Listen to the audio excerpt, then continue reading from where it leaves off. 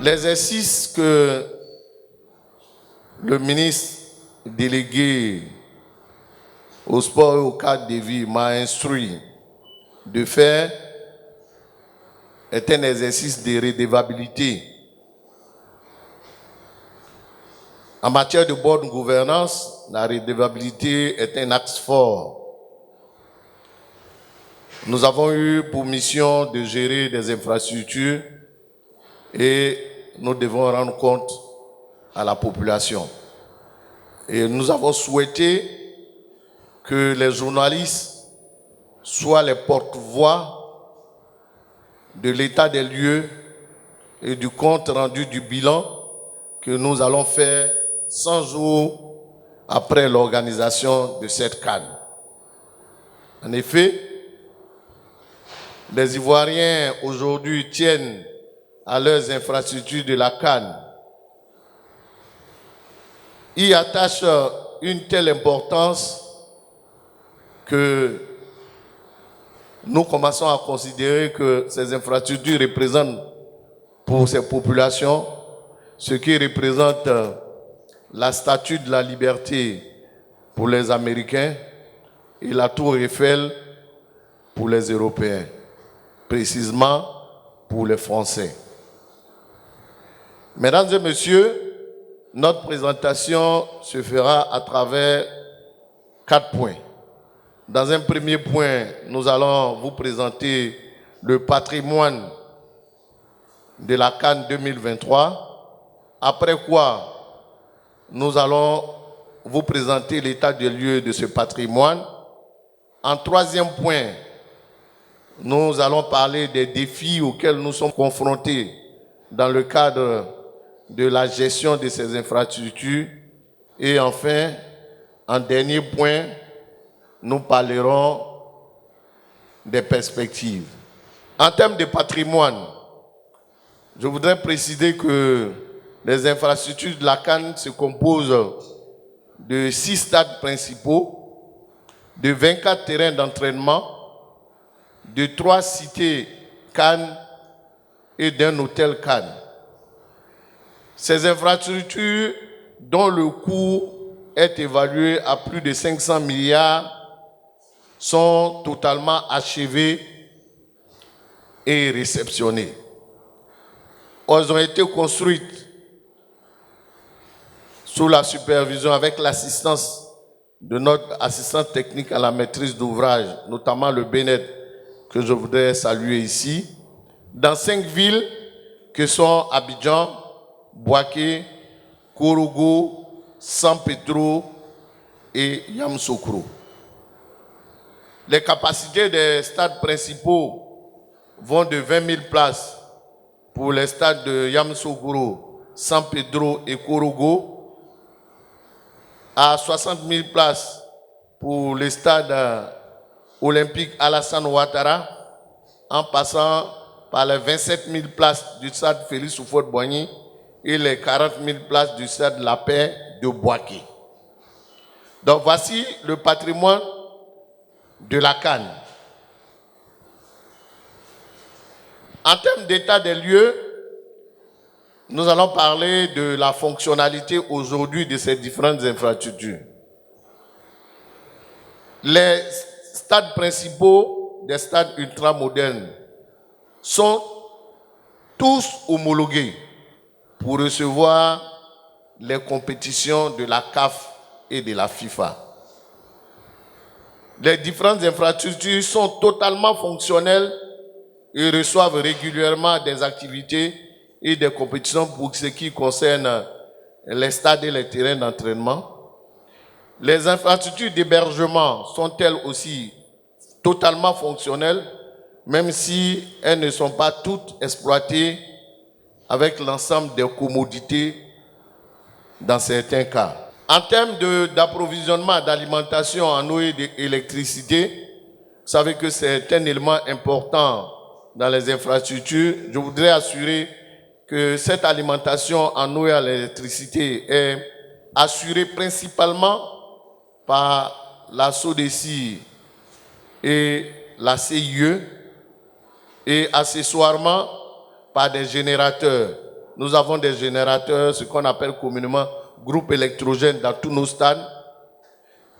Et pour ce qui concerne l'eau, nous avons des forages sur nos principales infrastructures. Et depuis 2 semaines, nous sommes en train de renforcer la desserte en eau par la construction de nouveaux forages. 11 forages sont en construction. Ils devraient s'achever certainement la semaine prochaine pour ce qui est de l'opération de forage. La maintenance des différents stades et des différentes infrastructures est assurée par les multinationales qui ont contribué à leur construction et par des entreprises locales. Elles portent sur l'électricité, la plomberie, la sonorisation, la menuiserie, la maçonnerie, les écrans géants, les ascenseurs, la climatisation, etc. L'entretien concerne les locaux, les parkings, les espaces verts. Il est bon de préciser donc que tous ces travaux de maintenance sont suivis et contrôlés par l'ONS, assisté du Bureau national d'études techniques et de développement. Autre élément de la maintenance, c'est la maintenance des pelouses. Donc la maintenance des pelouses fait l'objet d'une attention toute particulière. Anciennement, cette maintenance avait été assurée par 3 groupes des multinationales jusqu'à la fin du mois de février. Depuis la fin du mois de février, dans une approche stratégique, nous avons décidé de continuer l'expérience avec une des multinationales dont la vision s'inscrit totalement dans la vision du gouvernement ivoirien qui est de renforcer les compétences locales en matière d'entretien et de construction de pelouses. Par la même occasion, l'ONS s'est engagé à gérer directement les pelouses des villes de Korogo et de Bouaké et, dans ce cadre, à recruter directement un greenkeeper, un expert marocain qui se charge de l'entretien des pelouses de Korogo et de Bouaké avec beaucoup de satisfaction pour ceux qui ont eu l'occasion d'assister au match éliminatoire de la Coupe du Monde à Korogo et au match de la finale de la Coupe nationale à Bouaké. Alors, notre vision dans ce cadre est en parfaite harmonie avec la vision du gouvernement qui est d'insérer de nombreux jeunes dans les métiers du sport. Et un des secteurs aujourd'hui fortement pourvoyeur d'emplois se trouve être le secteur de la construction et de la maintenance des pelouses. C'est une compétence rare. Vous avez pu constater que nous-mêmes, nous avons dû aller au Maroc pour chercher un greenkeeper qualifié. Il n'y en a pas dans la sous-région. Nous avons donc dû aller recruter un greenkeeper au Maroc qui s'occupe donc de la formation de jeunes Ivoiriens. Ce que nous souhaitons dans cette approche, c'est de développer les compétences locales qui vont s'occuper de nos infrastructures, de nos pelouses et qui, plus tard, pourront exporter leurs compétences dans les pays voisins et même au-delà. Le dernier point sur l'état des lieux concerne la sécurité de nos infrastructures. La sécurité de nos infrastructures est assurée de façon technique à travers des installations ultra modernes de vidéosurveillance. Tous les stades ont un centre opérationnel de vidéosurveillance connecté au centre de vidéosurveillance de la police. Et donc, cette vidéosurveillance permet donc de surveiller de façon électronique l'enceinte du stade, les alentours du stade et les espaces qui mènent au stade, notamment lorsqu'il y a des compétitions, les différentes voies qui mènent au stade. Et grâce à cette vidéosurveillance qui est couplée de la présence des forces de l'ordre, notamment de la police et de la gendarmerie que je remercie ici, couplée donc à la présence des forces de l'ordre et aux sociétés de gardiennage recrutées directement par l'ONS, nous avons réussi à garder la sécurité dans nos locaux. Il y a eu quelques tentatives de petits larcins qui ont vite été dévoilés par les caméras et qui ont donc permis de mettre le grappin, si je puis m'exprimer, de mettre le grappin sur ces larcins.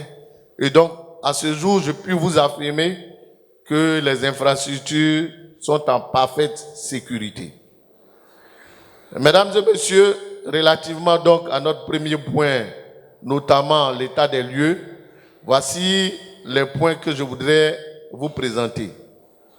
Alors, quelles sont les activités qui ont cours actuellement sur nos différentes infrastructures? Alors, ce sont des activités sportives, mais c'est aussi d'autres activités, ce sont aussi d'autres activités. Principalement, ce sont des infrastructures sportives et nous recevons des compétitions sportives, de nombreuses compétitions nationales qui ont eu cours sur nos principaux stades, sur les terrains annexes que nous appelons aussi terrains d'entraînement. Il y a eu par exemple, lors des qualifications pour la Coupe du Monde, le match Côte d'Ivoire-Gabon à Korogo. À Abidjan ici, nous avons eu les matchs du Bénin contre le Nigeria et contre le Rwanda. Nous avons eu aussi un certain nombre de rencontres au niveau international de clubs sur les stades de Bouaké et à Abidjan ici avec l'ASEC Mimosa. En termes de compétition, autre que les compétitions de football, nous avons accueilli à Bouaké la Coupe d'Afrique de Scrabble francophone qui a eu lieu donc dans les locaux du Stade de la Paix et les participants, les délégations ont été hébergées à la cité Cannes de Bouaké. Nos locaux ont accueilli aussi des salons, des séminaires et je m'en voudrais de ne pas en parler, ont aussi accueilli des manifestations culturelles et des manifestations politiques, des rassemblements politiques. Le tout étant de faire en sorte que l'intégrité de nos pelouses et l'intégrité des stades soient maintenues. En termes donc d'activités, voici quelques activités que nous avons énumérées. Mais j'ai pris plaisir lors de mes différentes visites sur les sites à constater que les Ivoiriens veulent voir les différentes infrastructures que le visionnaire, le président Alassane Ouattara, a bien voulu offrir à toute la jeunesse ivoirienne et par-delà à toute la jeunesse africaine. Et je peux vous dire que par semaine, ce sont des milliers de jeunes, d'adultes et d'étrangers, de personnes étrangères qui visitent les infrastructures de la CAN 2023 et qui visitent ces infrastructures et qui ne manquent pas de propos élogieux à l'endroit de ces infrastructures.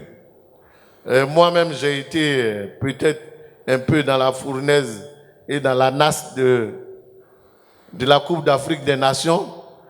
C'est aujourd'hui que je découvre la qualité et la beauté de cette salle VVIP où je reviendrai, bien sûr, si je n'étais pas marié, pour mon mariage. Mais en tout cas, on peut dire bravo au gouvernement, félicitations, merci au président de la République pour la qualité de ces infrastructures.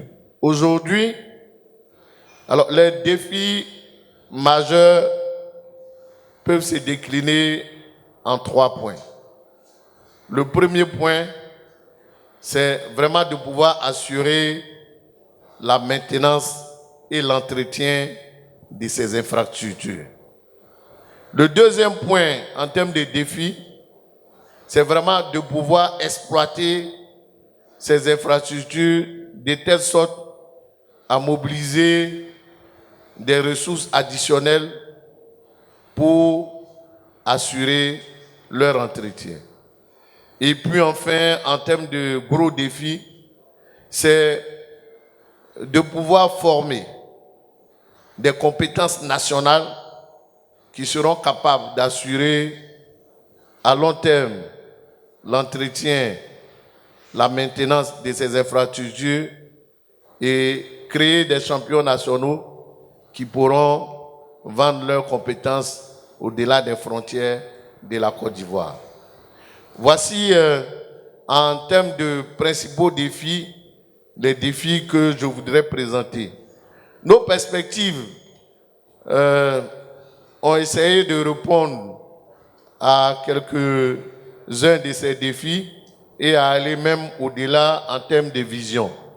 Donc, en termes de perspective, la première diapo, c'est vraiment de mettre sous gérance, sous la supervision du Comité national de partenariat public-privé, les infrastructures d'hébergement de la CAN. C'est une des conclusions de l'atelier post-CAN qui a eu lieu avec les différentes parties prenantes du 6 au 7 mars à l'hôtel Manhattan. C'est de signer des conventions de gestion des stades d'entraînement avec les établissements et les différentes structures. C'est de réaliser une offensive commerciale à l'étranger pour vendre nos infrastructures. C'est d'optimiser la valeur des espaces publicitaires de nos différentes infrastructures. Pour ceux qui ont fait attention en rentrant par l'entrée principale, côté Anyama, vous avez pu constater que nous sommes en train de bâtir un totem de 16 mètres de haut afin d'offrir de la visibilité aux différentes entreprises, particulièrement qui ont participé à ce que notre CAN soit aujourd'hui la meilleure des CAN. Et donc, avec un de nos partenaires en matière de communication, une agence, nous sommes en train de travailler à évaluer toutes les autres possibilités en termes de visibilité que pourraient offrir nos différentes infrastructures afin d'optimiser les ressources qu'on pourrait recueillir sur ces infrastructures. Et puis, puisque les Ivoiriens n'ont pas tous eu l'occasion ou la chance de venir assister aux différentes rencontres, l'ONS, afin de montrer aux populations les services que nos infrastructures peuvent offrir, nous envisageons dans un avenir très proche d'organiser des journées portes ouvertes afin de démontrer aux uns aux autres que les infrastructures de la CAN sont au service des populations et pour prendre notre nouveau slogan, que les infrastructures sportives sont au service de la cité. Et puis, enfin, dans le même élan, nous voulons démontrer que ces infrastructures ne sont pas un éléphant blanc et qu'elles ont une utilité. On l'a démontré vu les utilisations qui en sont faites jusque-là, mais de montrer qu'elles sont accessibles à monsieur tout le monde. Et dans ce cadre, nous organiserons à partir de mi-juillet un camp de vacances pour jeunes sur les différentes infrastructures, camp de vacances que nous avons dénommé camp des champions ou vacances des champions, pour reprendre le thème de ce que la Côte d'Ivoire est championne d'Afrique de football et que nos infrastructures sont les meilleures que l'Afrique pourrait offrir au monde. Mesdames et messieurs, voici les quelques propos que je voudrais partager avec vous sur les perspectives, le patrimoine, l'état des lieux et les défis auxquels l'ONS est confronté dans le cadre de la gestion de ces infrastructures. Je vous remercie, reste disponible pour vos différentes questions. Les demandes pour l'utilisation des terrains ne se font pas tôt. Alors que les terrains subissent ou bien les terrains sont entretenus. Il y a un programme d'entretien et de maintenance des pelouses. Il peut y avoir un moment d'épandage de produits. Et donc, s'il y a un épandage de produits, il faut un certain nombre de jours pour qu'on puisse mettre à disposition les pelouses. Ensuite, les pelouses peuvent être en traitement, il peut savoir de faire du vertigrain, ainsi de suite. Donc, si on n'a pas le programme, on ne peut pas préparer le terrain pour pouvoir recevoir la compétition. Et puis enfin, il faut aussi éviter de surexploiter nos terrains, nos pelouses. Les pelouses peuvent supporter un certain nombre de durées de compétition, d'utilisation. Au-delà, vous mettez en danger la pelouse. Vous enverrez le meilleur des greenkeepers sur la pelouse est surexploitée. Il ne pourra rien faire pour maintenir la pelouse en bon état. Généralement, on demande une utilisation 2 fois par semaine de 5 heures, maximum 4 heures par jour, espacé de 3 jours. Je parle bien sûr sous le contrôle des greenkeepers qui sont là. Mais en tout cas, on ne peut pas utiliser les pelouses tout le temps. Pendant 2 heures, 3 heures, on met en péril l'intégrité de la pelouse. Les principales infrastructures sont des infrastructures omnisports, donc qui peuvent recevoir d'autres activités sportives, d'autres compétitions, à part les compétitions de football. En termes de compétition, on peut recevoir des compétitions de rugby, de hockey sur gazon, des compétitions d'athlétisme, etc. Mais je notais dans mon propos liminaire que les infrastructures de Bouaké ont accueilli la Coupe d'Afrique de Scrabble. Et nous avons aussi parlé de d'autres activités, d'activités religieuses, d'activités de salons, de séminaires, de rassemblements politiques. Ce que l'ONS veut, en tout cas en termes de positionnement de nos infrastructures, ça se voit en filigrane à travers notre slogan qui est des infrastructures sportives au service de la cité. Il faut considérer nos infrastructures aujourd'hui comme des espaces de vie. Ce sont donc des espaces de vie qui s'intègrent parfaitement dans le paysage urbain où ces infrastructures sont installées. Donc, il suffit d'en faire la demande. Nous, la seule condition non négociable, c'est que les activités qui vont se dérouler sous nos infrastructures ne mettent pas en péril l'intégrité de nos différentes installations. Donc, nous analysons toutes les demandes et nous faisons en sorte que les gens puissent profiter de nos infrastructures. Vous avez vu la qualité de nos infrastructures.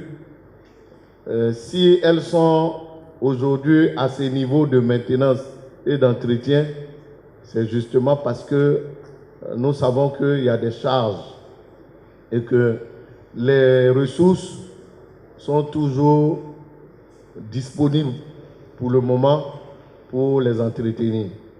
Par ailleurs, il y a un plaidoyer qui est fait pour que les ressources pour continuer à entretenir et améliorer ces pelouses-là, un plaidoyer qui est fait au très haut niveau. Le gouvernement, à la vérité, nous enfonçons une porte qui est ouverte. C'est même le gouvernement qui nous enjoint de faire en sorte que ces infrastructures soient maintenues dans un état d'honorabilité pour la Côte d'Ivoire. Donc, le plaidoyer est fait. Mais ce que je peux vous dire, sans donner des ordres de chiffres, simplement qu'une infrastructure et ça je parle sous le contrôle du BNET, une infrastructure, il y a un ratio qu'il faut appliquer pour la maintenance d'une infrastructure. Et ce ratio-là varie de 3 à 7%. Quand je vous ai dit combien ont coûté les infrastructures au début, si vous êtes un bon mathématicien, vous imaginez à peu près ce qu'il faut pour pouvoir faire la maintenance de ces infrastructures annuellement. Mais je peux vous rassurer, le gouvernement est beaucoup plus engagé que l'ONS pour la mobilisation des ressources pour l'entretien et la maintenance de ces différentes infrastructures. S'agissant des autres infrastructures de la CAN, la politique nationale des sports en Côte d'Ivoire a, dans un des axes importants de cette politique, a comme vision la rénovation des infrastructures existantes sur l'ensemble du territoire national. C'est inscrit dans 2 différents projets, un projet qui s'appelle le Précis et un autre projet qui s'appelle le PAPMAS. Et ces actions ont commencé, certes souvent, parce que c'est une question de programmation en termes de financement, ces actions ont commencé et se poursuivent. Avec mes collaborateurs, nous avons pris la décision personnellement, puisque nous avons notre greenkeeper qui fait la navette entre Boaké et Kourougo. Nous avons pris la décision dans les mois à venir de réhabiliter la pelouse du stade Charles Thomas Daquin de Kachola, puisqu'il traverse Kachola avant d'arriver à Boaké. Donc on va le mettre en contribution pour pouvoir remettre à flot la pelouse du stade Ouattara Thomas Daquin de Kachola. Donc effectivement, il y a des projets en cours dont l'objectif est de réhabiliter les infrastructures existantes. Au niveau de l'insertion des jeunes, combien de jeunes l'ONS compte former pour insérer dans les métiers du sport?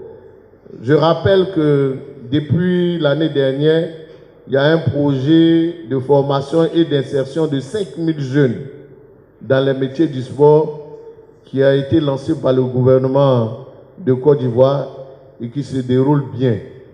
Nous-mêmes, l'ONS, nous avons accueilli de nombreux pensionnaires, de nombreux jeunes et qui suivent des formations dans nos stades et qui sont encadrés par nos collaborateurs. Il y a certains que nous avons intégrés lors de leurs stages pratiques, que nous avons intégrés dans nos équipes. Maintenant, combien nous serons capables de recruter? Je pense que nous allons évaluer nos besoins et nous allons en recruter. Mais les besoins sont énormes pour ce qui concerne l'entretien, la maintenance des pelouses. Les besoins sont aussi énormes pour un nouveau métier qui se dessine et qui est un métier qui devra faire partie des cœurs des métiers de l'Office national des sports, qui est la billetterie.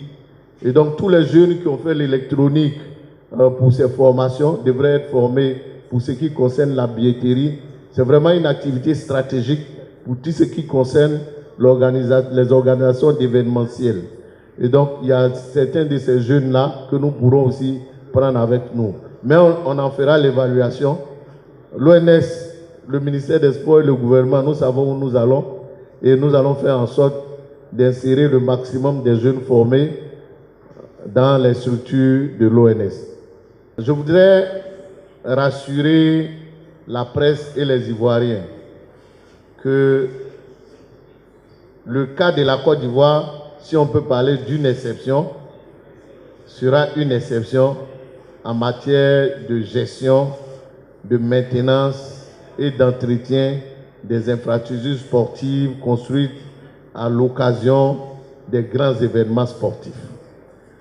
Vous avez pu constater avec moi que depuis 3 mois, un peu plus de 3 mois, 4 mois, ces infrastructures, nous ne disons pas qu'il n'y a pas de problème, que ces infrastructures sont totalement gérées et les problèmes sont totalement pris en charge par le gouvernement à travers l'Office national des sports et le ministère délégué des Sports. La Côte d'Ivoire veut être une exception. Et la Côte d'Ivoire veut vendre cette expertise d'être capable, à l'issue d'événements sportifs, de maintenir, d'entretenir et d'exploiter des infrastructures sportives pour le bonheur des populations. Nous y croyons, nous nous sommes engagés auprès du ministre délégué au sport et je suis sûr qu'avec votre concours, vos critiques positives, nous y parviendrons. Je vous remercie. Grégory International est impliqué sur la construction du site des 5 stades de Yamoussoukro, des 5 stades de San Pedro et la réhabilitation du stade des BMP au mois d'octobre. Aujourd'hui, depuis la fin de la CAN 2023, depuis le 1er mars, Grégory International est en charge de l'entretien de ces 20 stades, c'est-à-dire les Yamoussoukro, San Pedro et BMP, et l'ONS nous a confié aussi l'entretien du stade Félix Houphouët-Boigny et des 8 stades d'entraînement d'Abidjan. Je tiens à préciser que Grégory International est une entreprise familiale de 50 ans d'âge et que notre spécialité est l'entretien, la construction et l'entretien des stades de football de haut niveau et ainsi que toutes les surfaces sportives. Aujourd'hui, au mois de septembre, des travaux de drainage des fentes de suintement ont été mis en place et c'est sur le stade des BMP afin d'éviter les problèmes de stagnation pour favoriser. Et ce système de fentes de drainage équipe tous les terrains que nous avons construits, c'est-à-dire aussi bien les 5 terrains de Yamoussoukro que les 5 terrains de San Pedro sont équipés de ce type de drainage. Donc, à aujourd'hui, on n'a aucun problème de stagnation d'eau. Ces systèmes sont des systèmes pérennes, c'est-à-dire que ce sont des choses qui sont en place et qui ne peuvent pas se dégrader, puisque c'est naturel, ce ne sont que des graviers et de l'eau, c'est une méthode de travail, et par rapport à ça, on peut garantir l'infiltration dans tous nos stades.